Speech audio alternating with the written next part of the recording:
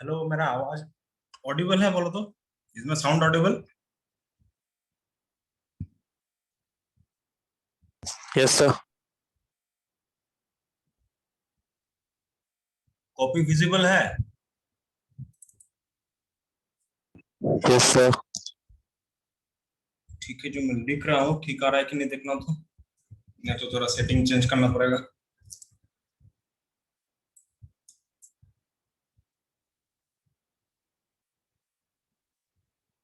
सीधा आ रहा है कि उल्टा आ रहा है? सीधा है सर। और राइटिंग का साइज सही है? मतलब दिखाई दे रहा है ठीक से? Yes sir.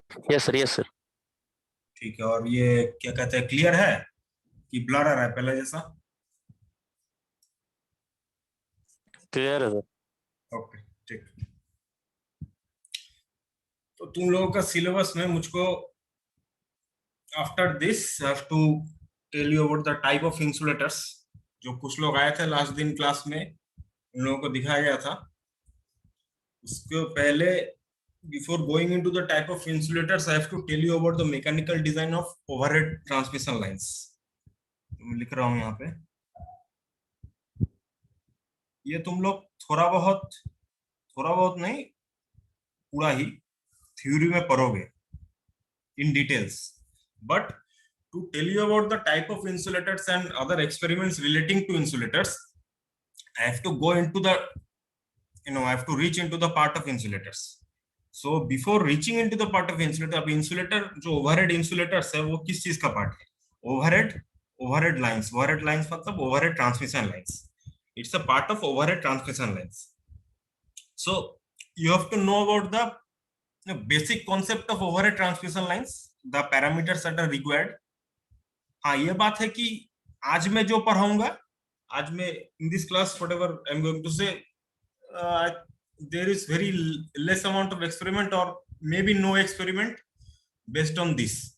But to go into the topic of insulators and insulator related, मैं तुमको अभी इसके बाद नेक्स्ट क्लास में टाइप ऑफ इंसुलेटर्स बताऊंगा अपना क्लास में या लैब में, क्योंकि अभी मैं कॉलेज में आ गया हूँ। और उसके बाद एक एक्सपेरिमेंट आएगा जो सॉलिड इंसुलेटर का डाइलेक्ट्रिक स्ट्रेंथ टेस्ट करना होता है। will be showing that. तो insulator related 2-3 experiment मिलेगा।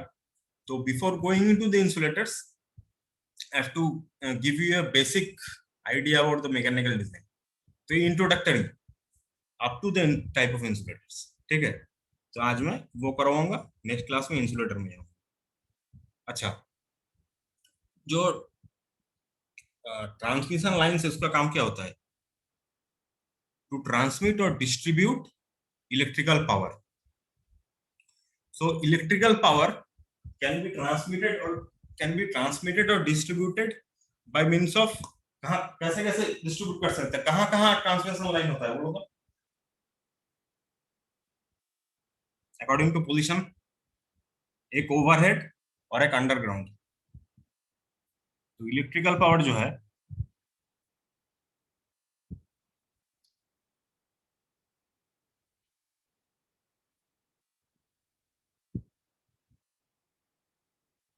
Electrical power transmission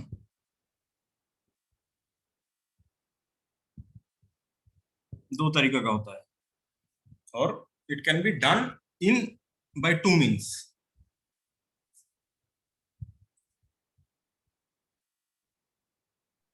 underground cables and overhead transmission lines.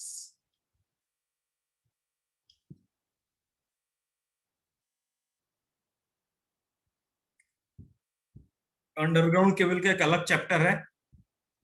ये जो ट्रांसमिशन लाइंस के बारे में पढ़ोगे तुम लोग थ्योरी में, अभी होगा पावर सिस्टम 2 में भी है, तो है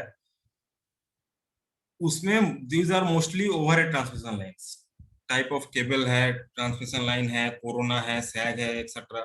जो टाइप ऑफ इंसुलेटर पढ़ोगे everything will be on this. इसके बारे में बहुत ज्यादा, इसके बारे में भी एक चैप्टर है, लेकिन most of the things that you will study in power system in the transmission line part of the power system obviously will be this overhead transmission. ठीक है, अब मुझको ये बताओ, इन जनरल, जैसे तुम लोग भी देखे हो ट्रांसमिशन, तुम्हारे घर के आसपास ट्रांसफार्मर से देखे हो, घर के आसपास देखे हो, अंडरग्राउंड केबल का यूज ज्यादा है कि ओवरहेड ट्रांसमिशन लाइन का यूज ज्यादा है? इसका ज्यादा है कि इसका ज्यादा है यूज? बोलो। ओवरहेड से। ओवरहेड, ओवरहेड यूज इज, इसका कुछ रीजन है। ठीक है, इसका बेसिकली दो यूज है। अंडरग्राउंड केबल जो, these are rarely used in power transmission. There are two reasons behind this.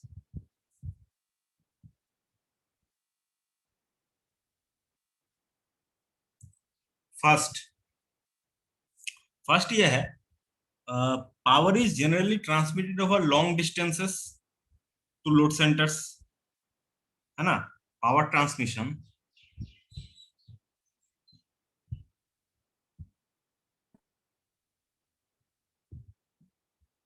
Load centre से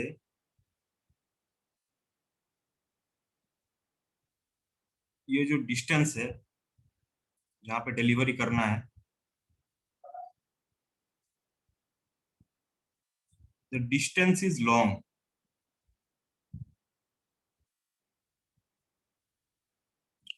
देयरफॉर, तो ये जो काम है इसका एक इंस्टॉलेशन कॉस्ट होता है। Installation cost, installation cost for underground cable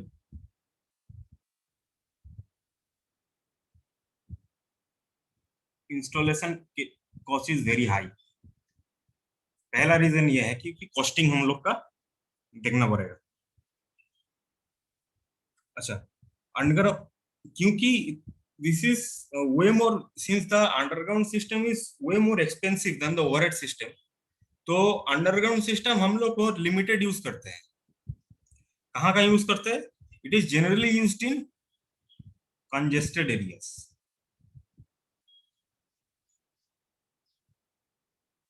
क्या देख के कंजेस्टेड एरियाज में क्या देख के करते हैं? जहां पे पहला तो सेफ्टी फैक्टर देखना है। सेफ्टी फैक्टर मतलब अगर ओवरहेड ऊपर जो अंडरग्राउंड से जाएगा तो डैमेज कम होगा, है ना? और ऊपर का बहुत सारा तूफान आ सकता है, कट गया, कोई ओपन वायरिंग हो गया, शॉर्ट सर्किट हो गया, तो एक्सीडेंट का चांस ज्यादा है। अंडरग्राउंड में एक्सीडेंट का चांस कम होता है इन कंपेरिजन टू ओवरहेड। वहां पर सेफ्टी फैक्टर पे कंजेस्टेड मतलब कि इंसान ज्यादा रहता है, इसलिए सेफ्टी फैक्टर कंसीडर करते हैं। दूसरा और एक फैक्टर कंसीडर करते हैं उसको, गुड अपीयरेंस,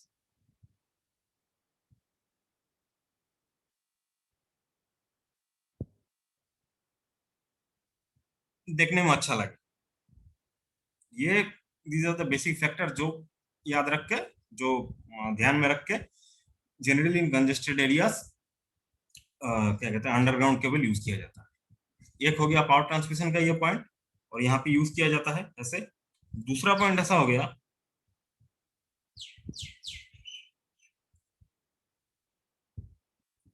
क्योंकि ये जो बताए थे लॉन्ग डिस्टेंस ट्रांसमिशन होता है, तो इसके कारण क्या होता है, the electric power that has to be transmitted, it is of very high voltage, है ना? जो तुम लोग का ट्रांसमिशन लाइन हुआ है क्या, शुरू हुआ है कुछ? हेलो, हेलो, बोलो रे, कोई बोल का ही नहीं रहा है कुछ। थ्योरी में ट्रांसमिशन लाइन हुआ है कुछ? नहीं हुआ सर। ठीक है, जब पढ़ोगे तो आएगा। थ्योरी में ट्रांसमिशन लाइन तीन तरीके का होता है according to the the distance covered. जो लॉन्ग डिस्टेंस बोल रहा हूँ ना मैं, ट्रांसमिशन लाइन तीन तरीके का होता है, एक लॉन्ग, मीडियम, शॉर्ट। तीन तरीके का according to the length of the transmission line used, तीन तरीके का ट्रांसमिशन लाइन होता है। अब ये तीनों का अलग अलग प्रॉपर्टी उसके होता है, उसके ऊपर मैथ होगा, मैथ आएगा तुम लोगों का, लॉन्ग मीडियम शॉर्ट। तो ये अभी तुम लोग को नहीं चाहिए। लॉन्ग ट्रांसमिशन लाइन जो होता है हम लोगों का, जो वेरी हाई वोल्टेजेस जो होता है, very high voltages are transmitted by long transmission line. और जो जैसे जैसे डिस्टेंस बढ़ता है, according to the as the distance increases, क्या होता है, जितना प्रोडक्शन में, मतलब मान लो कि एक प्लांट में यहाँ पे प्रोडक्शन होता है जो ना, मान लो we need 11 kV of power, हमारा रिक्वायरमेंट,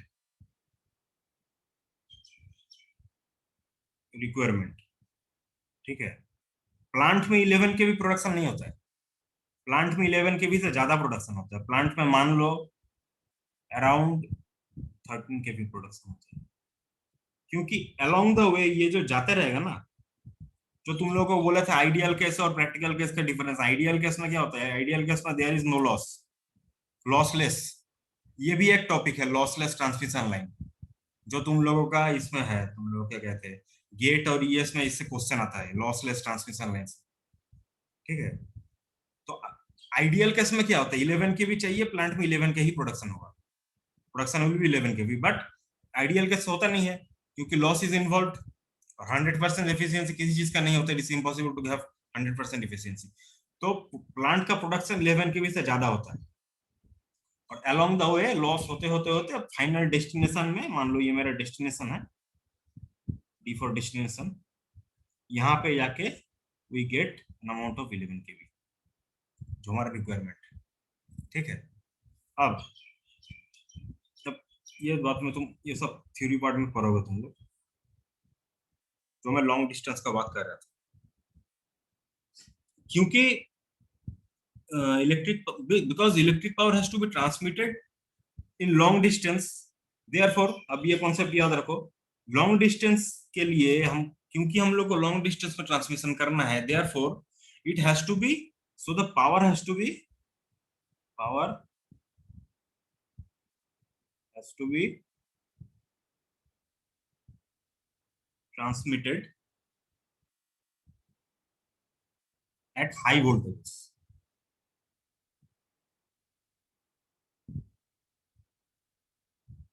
ठीक है। लॉन्ग डिस्टेंस में जाना है तो हम लोग को हाई वोल्टेज में प्रोडक्शन करके उसको छोड़ना है, क्योंकि along the way there will be, जितना भी कुछ भी कर लो देयर विल बी लॉस, ये हम कुछ कर नहीं सकते। अब जब हाई वोल्टेज हम लोग ट्रांसमिशन कर रहे हैं, तो what do we need in a transmission line, one, when we are sending high voltages, therefore it is mandatory for us that we need proper insulation,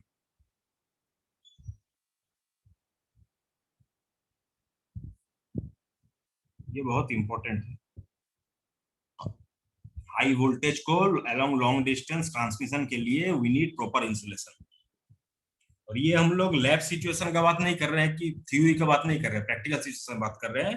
तुम लोग कभी यूट्यूब में कोई वीडियो देखना, ज्यादा हाई वोल्टेज तार कभी टूट जाता है ना, तो नीचे का आप उसका इलेक्ट्रिक फील्ड इतना ज्यादा होता है, नीचे का कोई भी मतलब मेटालिक चीज होता है उसको खींच लेता है ऊपर, इट इज वेरी डेंजरस, ज्यादा हाई वोल्टेज। और ये प्रॉपर इंसुलेशन हम लोग को क्यों चाहिए, we need proper insulation so that the cables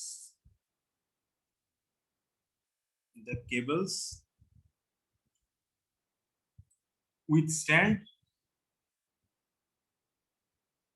high pressures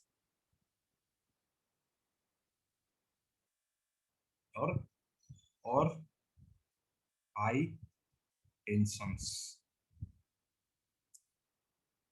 which is produced by the very high voltages, ठीक है। अब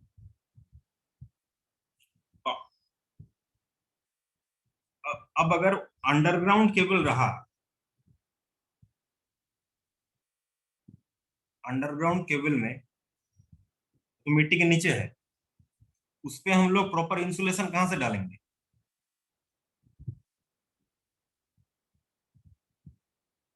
proper insulation is very tough. Overhead transmission line में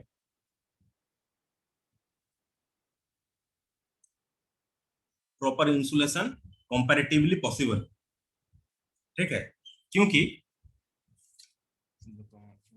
ओवरहेड ट्रांसमिशन लाइन में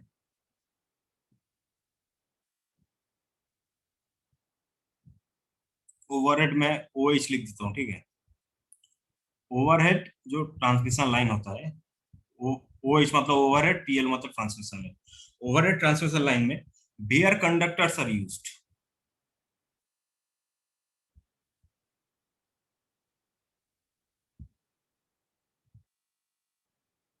and air acts as the insulation।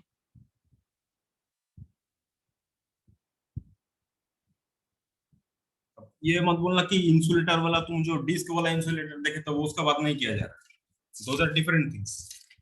मैं सिर्फ transmission line का ये जो कंडक्टर कंडक्टर कौन सा है, वो जो तार है वही कंडक्टर है। ये एक पोल है, मान लो, ये मान लो एक पोल है, ये एक जगह का पोल है, ये मान लो 200 किलोमीटर दूर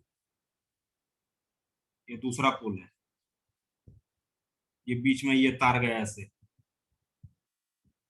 कंडक्टर, ये वाला conductor, this is the conductor.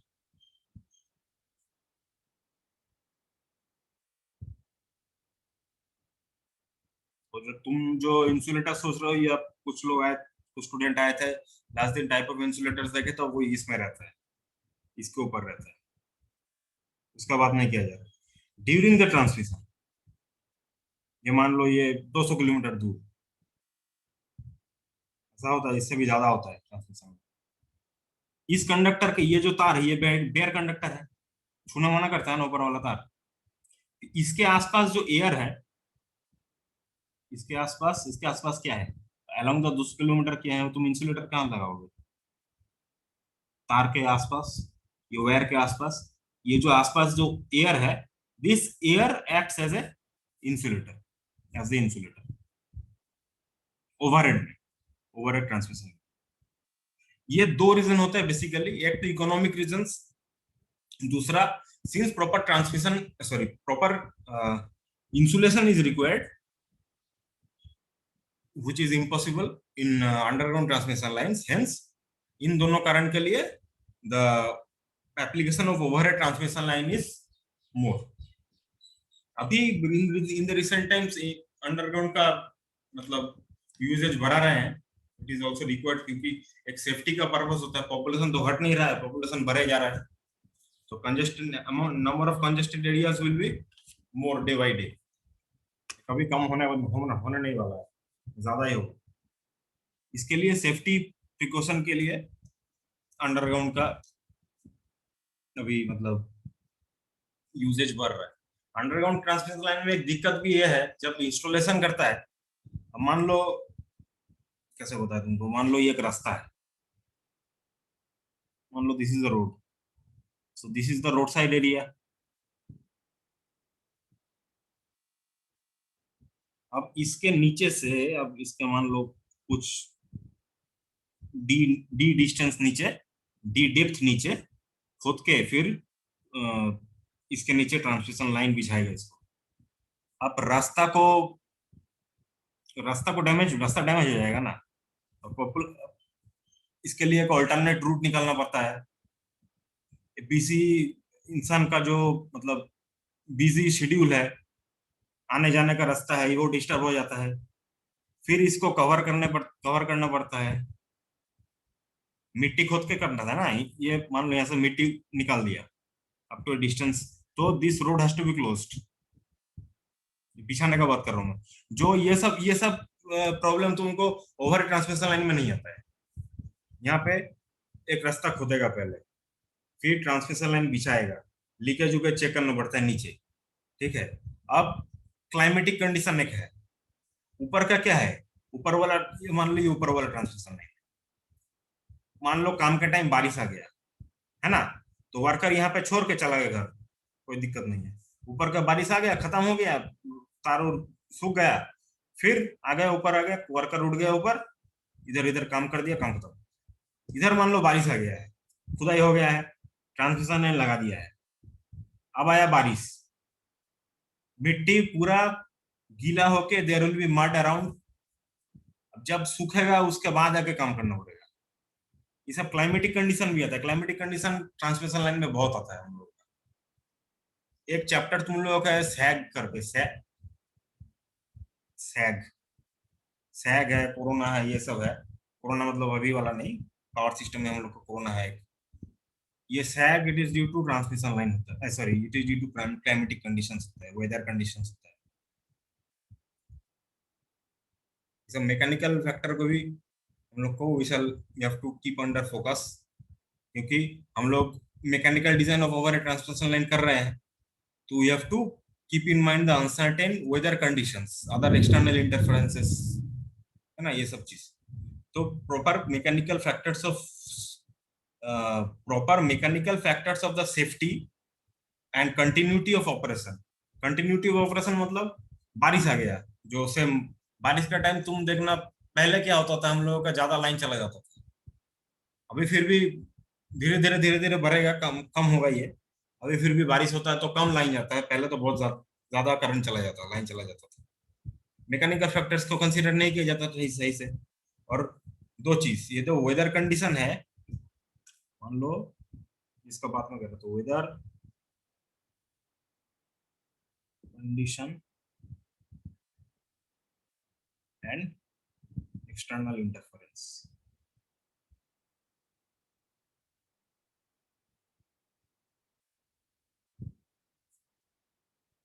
Weather condition, external interference मतलब लाइन टूट गया कहीं से, कुछ भी हो सकता है। अब एक मान लो जंगल के एरिया से लाइन, ट्रांसमिशन लाइन गया है, पेड़ काट रहा था, पेड़ टूट गया, ट्रांसमिशन लाइन के ऊपर गिर गया, टोटल सिस्टम, ये ट्रांसमिशन लाइन है, यहाँ पे कोई पेड़ काट दिए, इसके ऊपर गिरा, तार टूट गया, ये भी एक्सटर्नल इंटरफेरेंस है, कुछ भी फैक्टर हो सकता है। तो हम लोगों को वेदर कंडीशन और एक्सटर्नल इंटरफेरेंस, ये दोनों को दिमाग में रख के दो चीज हम लोग को क्या कहते हैं, दिमाग में रखना पड़ता है। पहला है proper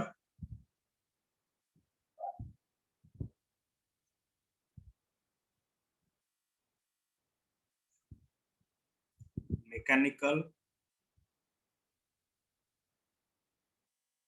factors of safety.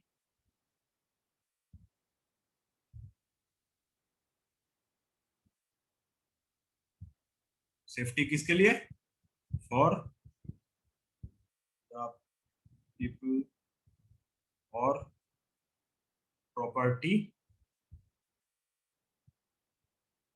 Around the transmission line, TL transmission line, ठीक है। और दूसरा टू इंश्योर द कंटिन्यूटी, क्योंकि कंटिन्यूटी ऑफ इसका क्या कहते हैं, of the operation.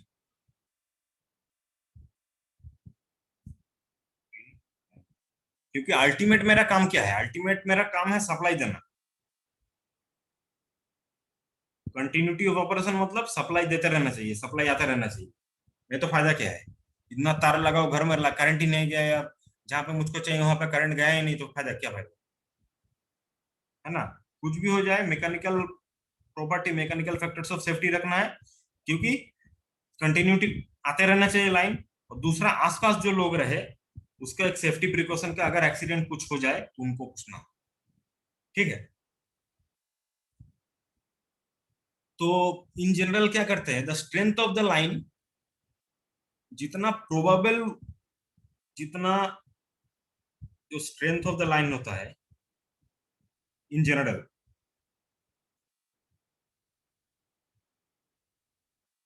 Strength of the line ये it should withstand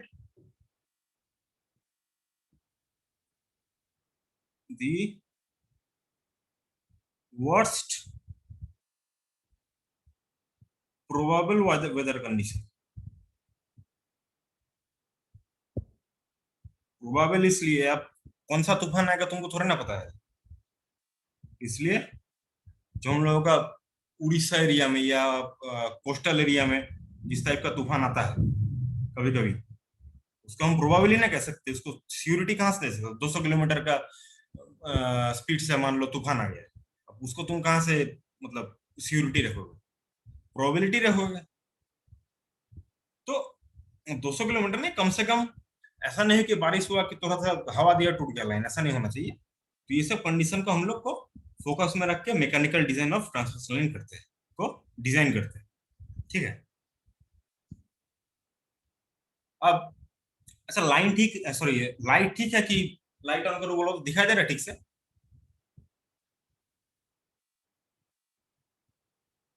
hello? Yes, sir. इधर थोड़ा अंधेरा हो रहा था, इसलिए तुम लोग का कैसा दिख रहा है? ठीक दिख रहा है? Yes, sir. अच्छा, ये मोटा मोटी एक इंट्रोडक्शन है। और ओवरहेड जो लाइन होता है,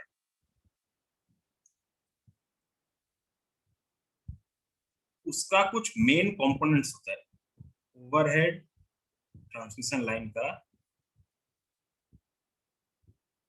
main components,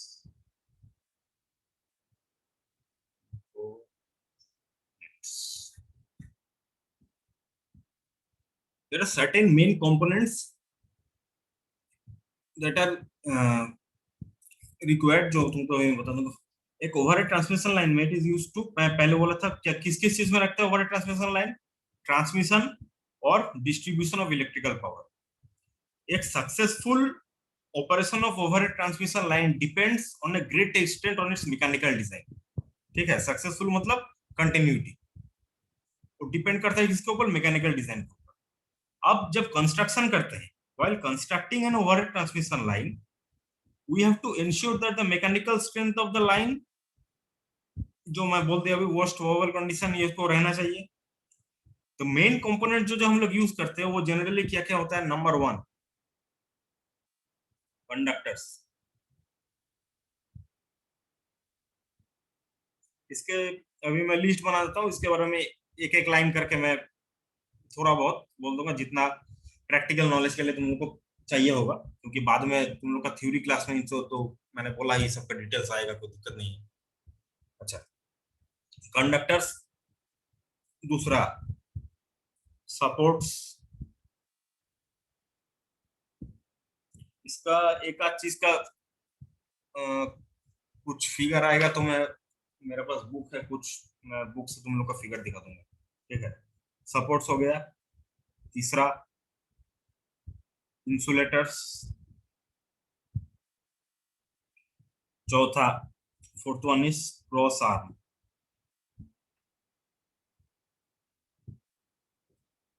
fifth one is some miscellaneous items.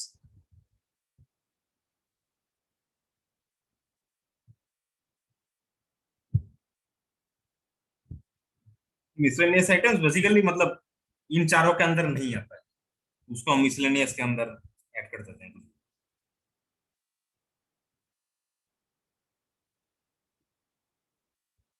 ठीक।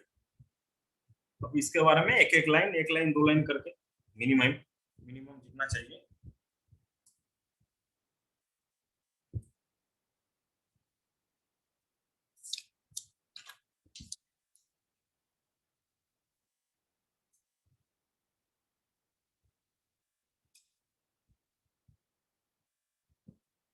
पहला था कंडक्टर्स।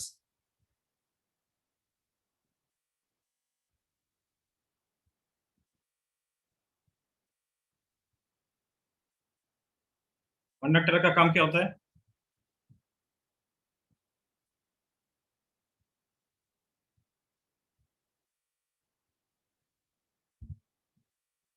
कैरीज इलेक्ट्रिकल पावर और इलेक्ट्रिक पावर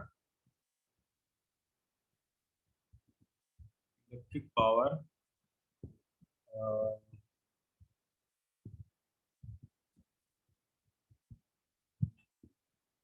फ्रॉम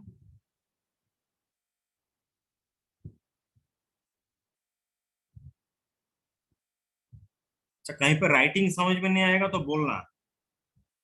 राइटिंग का कोई ठीक ठिकाना नहीं है, कहाँ चला जाता है मुझको भी कभी कभी समझ में नहीं आता। कोई वर्ड कहीं पे समझ में अगर नहीं आता है तो बोलना मुझको। Sending end station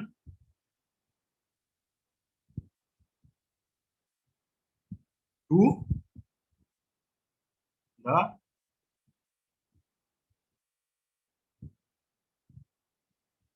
receiving end station.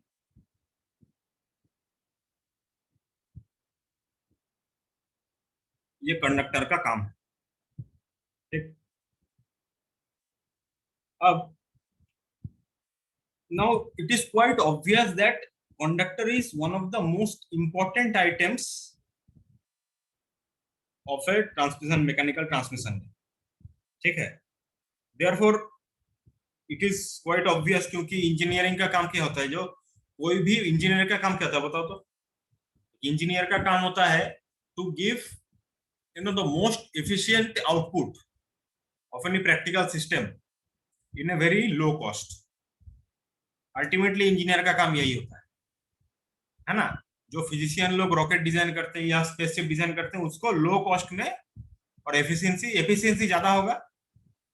Practical कोई भी थ्योरेटिकल नहीं, प्रैक्टिकल सॉल्यूशन का लो कॉस्ट में एफिशिएंसी बढ़ाना इंजीनियर का काम। अब जाहिर सी बात है, conductor is a very important part of the transmission line, जो तुमको इसमें दिखाया था मैंने।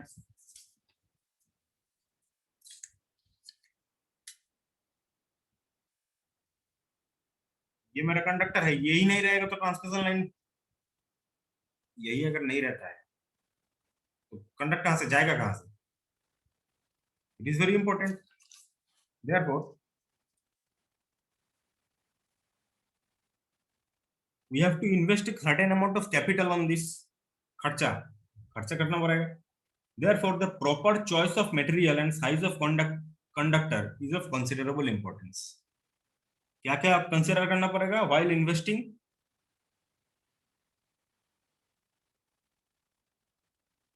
proper choice of material, दूसरा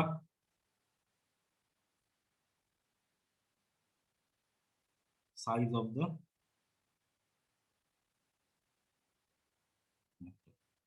ऑफ द कंडक्टर में ये भी एक टॉपिक आएगा तुम्हारा, क्रॉस सेक्शन ले लिया।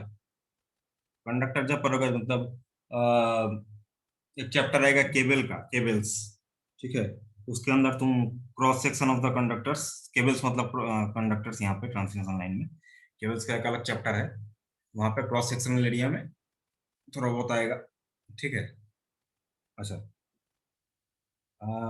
अब जब कंडक्टर को कंसीडर करते हैं, ये तो हम लोग को देखना है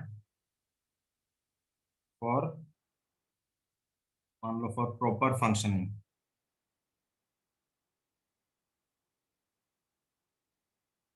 ऑफ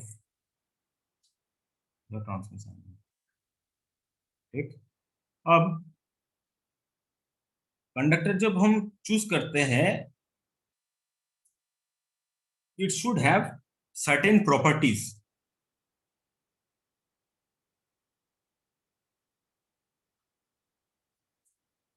कुछ प्रॉपर्टी मैं बोल देता हूं।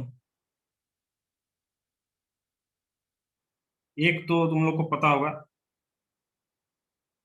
which is very obvious, it should have very high electrical conductivity।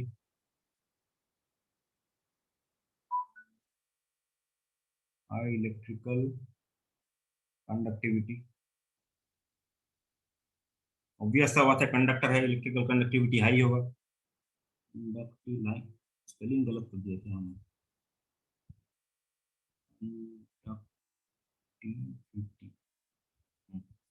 Conductivity. दूसरा, second property should be high tensile strength. High tensile strength. High tensile strength इसका मतलब क्या है बोलो तो? टेंसाइल स्ट्रेंथ का मतलब बताओ किसको आता है? What is the meaning of tensile strength? धन्यता। है?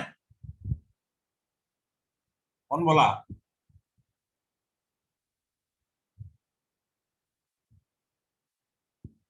क्या है बताओ? टेंसाइल स्ट्रेंथ का मतलब नहीं आता है। टेंशन का मतलब क्या होता है फिजिक्स में?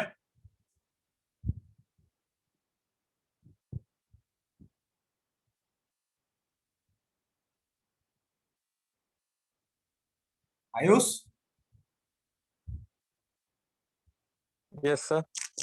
Sir, force.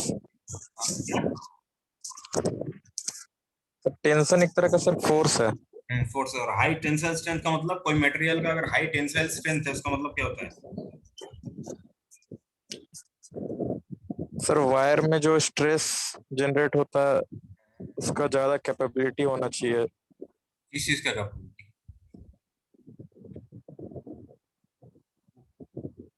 पूरा सेंटेंस बोलो। सर बोलो।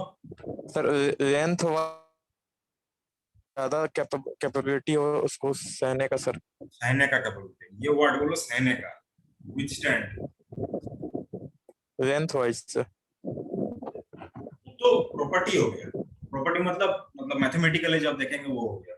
कोई भी चीज का जब टेंशन या फोर्स अप्लाई करते हैं वो उस फोर्स को विथस्टैंड करने का जो कैपेबिलिटी होती है उसको टेंसाइल स्ट्रेंथ कहते हैं। हाँ, with that varies with the length obviously. High tensile strength किस लिए? इन ऑर्डर टू withstand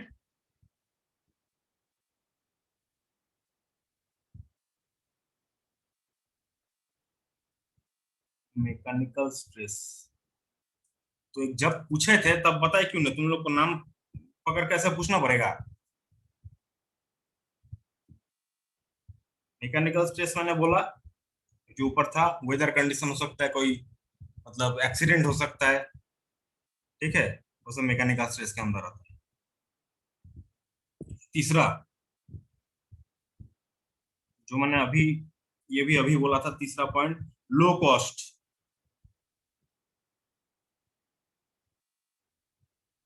क्योंकि we have to use it, conductor कहाँ यूज करते हैं? लॉन्ग डिस्टेंस में। अच्छा अभी शायद खत्म हो जाएगा तो अभी फिर से ज्वाइन कर लेना तुम लोग। Pranab, yes sir. अटेंडेंस लो, बंद हो जाएगा अभी। यस सर, ले लें। अच्छा अभी अगर बंद हो जाने का चांस है फिर से ज्वाइन कर लेना, ठीक है सब लोग। अच्छा लो कॉस्ट क्योंकि बिकॉज